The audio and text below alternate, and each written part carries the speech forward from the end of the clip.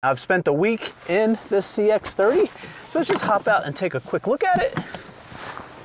Now in today's video, you're gonna hear me talk a lot about the Mazda 3, and that's because we own a Mazda 3, and the CX-30 is actually built on that platform. This is really just a raised hatchback on the Mazda 3 chassis. Of course, the underpinnings are different because you have 5 extra inches of height in that suspension. And yeah, so we own that Mazda 3, and check out our long-term review series on it. And yeah, I'm gonna talk a lot about how this compares and whether you should get this or the 3, or you should get this or one of the other offerings out there. Now this is an interesting color. This is in, I think it's platinum, crystal, metallic. Looks silver sometimes, it looks gold sometimes. It's not a color for everyone. All Mazda's colors are pretty interesting. Now I will talk about this cladding.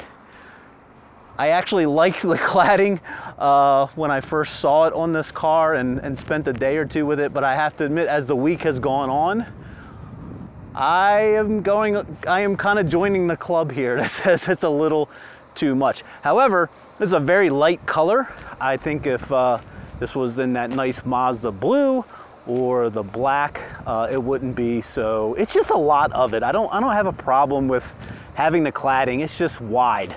Now this is in the premium trim, the top premium trim. This is not the turbo, but they all come all-wheel drive. And one nice thing about it is you get this power lift gate. Yes, I'm lazy, but I like it.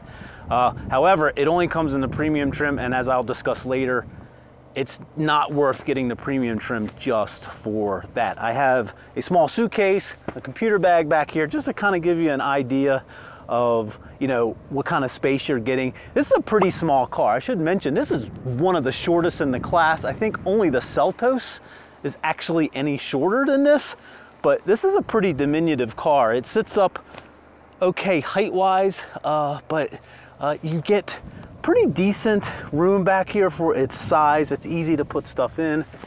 If I put the seats down, see, there's a problem. Anyway, if I put this seat up, I would be able to get this down, and I have some footage of that. You get a full-size spare down here. And like the Mazda 3, the CX-30 suffers against all of its competitors by its very, very small back seat. Now, once you get back here, it's really nice. You have your air vents back here. You got this really nice leather. Pull this down here, you get your center armrest and cup holders. Now, I'm gonna go ahead and point out one of the big differences between this and crawling in the back of a Mazda 3, especially the hatch, and that's that it's not claustrophobic back here at all. And these seats actually sit up a little bit, so you don't feel like you're kind of sitting down. So that's another nice feature about the CX-30, even though leg room is not that good. Now, if I do hop into the passenger seat, there's no power on this seat at all. But if you're a short person, this seat sits up pretty high. The selling point, all the Mazda lineups are their interior. It's no different here.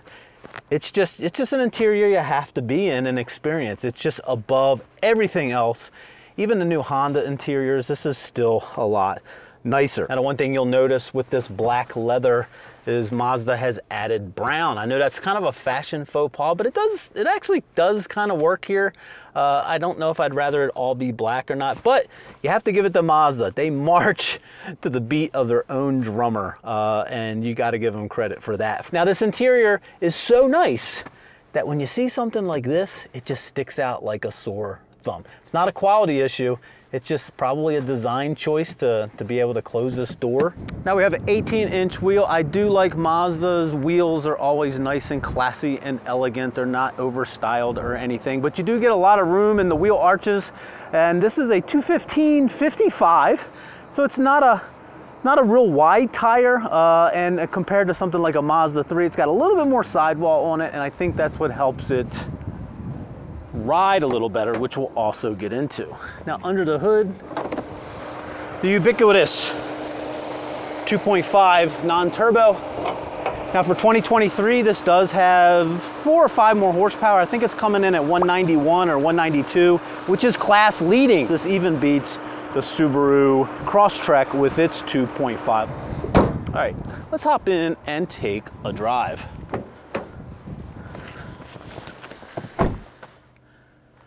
Now, the one thing you're not going to hear me talk too much about today, so we do have backup lines. They're not steerable. That's one thing I'm not going to talk too much about today is this infotainment system with the scroll wheel. I do always like to point out the location of the screen, and that's at how it is further away than most screens you'll see. But it lines up depth-wise with the gauges. It's much closer. You don't have to pull your eyes off the road as much. But anyway, we did a deep dive review and guide to this scroll wheel. It's a love or hate kind of thing. So check out that video. I'll put the link up top, and if you want to know all about this infotainment system. Now, as far as trim levels, let's go ahead and go through the pricing as we drive out here. Again, this is the premium trim, and there are 2 trim levels above this, but they are the turbo. So I think this one is coming in around $30-ish, $32-ish thousand. A big thing that was surprising to me is that the Bose stereo system, which is, you know, it's just great. It's a great stereo in a mainstream car, is not available in this premium trim anymore. It's not available in the carbon trim. Now, to be fair, I should mention that all trim levels come with a pretty good sounding 8-speaker stereo system, which should be fine for most people. All trim levels also come with the same size infotainment screen, Android Auto, Apple CarPlay, adaptive cruise, LED exterior lighting, rain sensing wipers, etc., etc. The Select is where to start value-wise though, as it adds some nice goodies like roof rails, privacy glass, rear window tinting, blind spot monitoring. What else? Rear cross traffic alert, keyless entry, dual zone climate, and those rear vents. Oh, and most importantly, that's the trim where you get the leather steering wheel.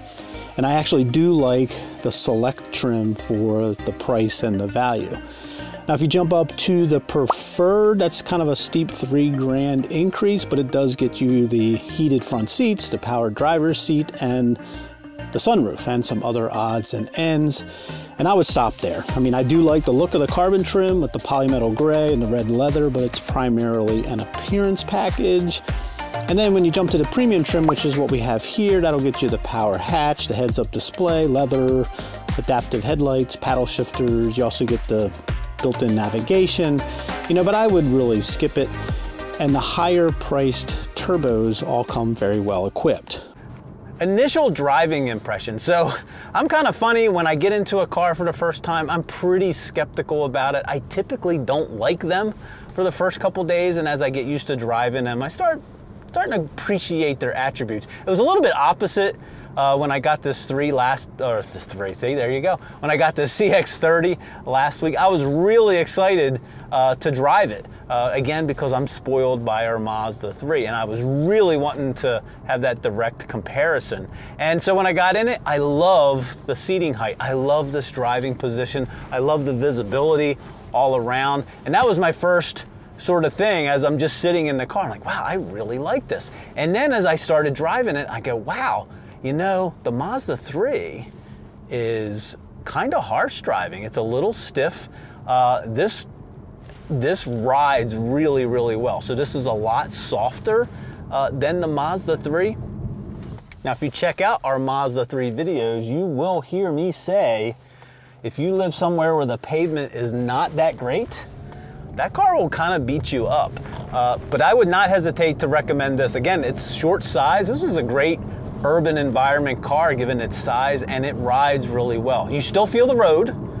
You still has that Mazda road feel. You still feel the bumps, but the edge is taken off, and that torsion beam rear end doesn't make it, you know, you don't know it's there as often as in the 3 over harsh pavements. Now, the other impression I got when I was driving this for the first time was this feels, and again, I'm comparing it to the 3, this feels a little pokey. It's only about 300 pounds heavier, but for some reason it just feels a little bit more, it just feels more sluggish.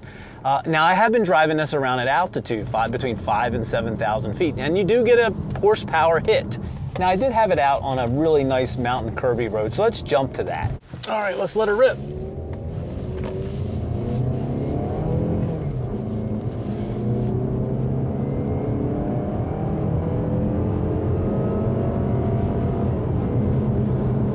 Okay, so out here on a nice twisty road, and well, you know, this is typical Mazda stuff here. So, you know, the steering feels pretty close. Overall steering feels pretty close to the 3s. It's actually not as heavy as the CX-50 though. And like all Mazdas, there's no numbness. Everything is really tight and precise. Now, the one big difference you'll notice in driving this is there's some body lean as you try to work your way through these turns. And that's fine because you do feel the side walls load up, but the steering doesn't load up at all. And that's one of the differences between this and the 3. You just feel it's not quite as crisp as far as the steering feel. There really isn't much at all, but the overall weighting is good. And, you know, so this is kind of tossable. You know, it makes for an okay time on a road like this.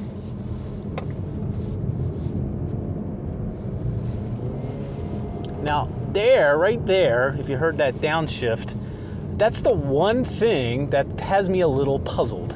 And that's that the transmission can get confused. It can be a little slow to shift. It can be a little stubborn to downshift. Overall, sometimes the transmission, like I said, it's a little surprising because if you watch any of our Mazda 3 videos, that's just one of the attributes of that car that I like to call out. Is just how responsive the transmission is, and it's never trying to fight you or second guess you. It just kind of knows what you want to do. Now go ahead and put it in sport mode. All right, let's see what happens now. Definitely holds the gear longer. The transmission's just a little sluggish. It's kind of surprising, but it's still a good transmission. Don't get me wrong. The 6-speed is good in Mazdas. It's just, you know, I'm kind of spoiled by the 3's tuning, and I'm assuming it's a tuning thing, and it's intentional by Mazda.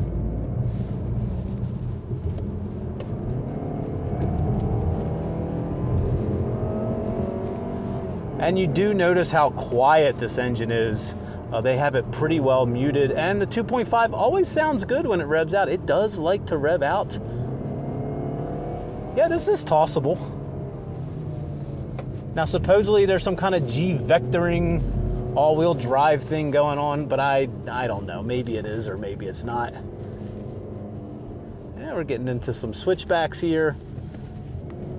Transmission's holding gears nice in the sport mode.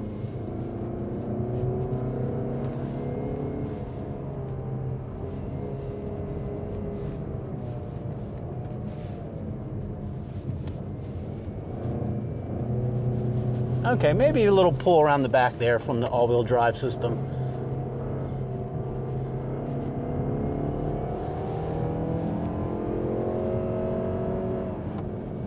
Now you can manually shift.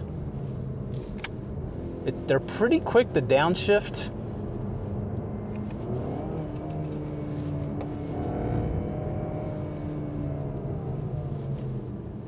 We're gonna leave it in second around this corner. Come on, you can get it going. Upshifts are a little slow. All right, heading downhill here, gonna need to use the brakes. And the brakes, you know, the pedal's actually pretty typical, meaning, you know, the 3 has that nice bite at the top, very, very linear progression of the braking feel. This is a little, I hate to call it mushy because it's not, but it's a little bit more typical of other cars as far as the braking. The brakes are pretty strong. Let's see if I can get on some hard brakes here. And, you know, it's good because like other Mazdas, there's no big nose dip or anything, you know, so really well controlled. One of the things I should mention is that this does have a pretty capable all-wheel drive system. And, you know, check out Driving Sports TV. He does a great review of this and of this CX-30 out on a pretty rough, rocky trail, and it did really well. So I'll leave a link down below for that video. Now, we also had this out on the highway. Yeah, so out here on the highway, I think this is where the CX-30 really comes into its own. If you ask me to pick a compact, a subcompact crossover to cross the country in, this would be the choice. Again, it gets back to that ride quality. It's an engaging ride comfort, but it's pretty comfortable, and you got these all-day comfort seats going on here, and great visibility. Now let's talk about fuel economy a little bit. That's been another area this week that I've been fairly impressed with. This is all-wheel drive is rated for 29 overall, and I've been averaging pretty much in, I'd say, 80% highway type commuting situations this week, about 30 to 31. So I think that's pretty good. I can imagine doing 33, 34 out on the highway on a long trip pretty easily. Now I'll go ahead and put all the competition up there regarding fuel mileage. Again, this is where this competes really well. Again, if you're going to drop to that turbo engine, that's where you're gonna take the hit. Now you do have you have the classic Mazda safety suite. It's not real intrusive. I like Mazda's blind spot monitoring. It gives you a nice little chime. And if you do have the heads-up display, it'll always show you when somebody's in your blind spot. So that's kind of nice for a long trip. I have tried out the adaptive cruise. It works really well in traffic. It'll come to a nice smooth stop in traffic and works really well. You just have to hit resume once the car in front of you starts moving again, and doesn't like get crazy acceleration. It's actually a pretty good system. They've really, seems like they've improved it in this 2023 pretty well. Okay, let's go ahead and try the passing here.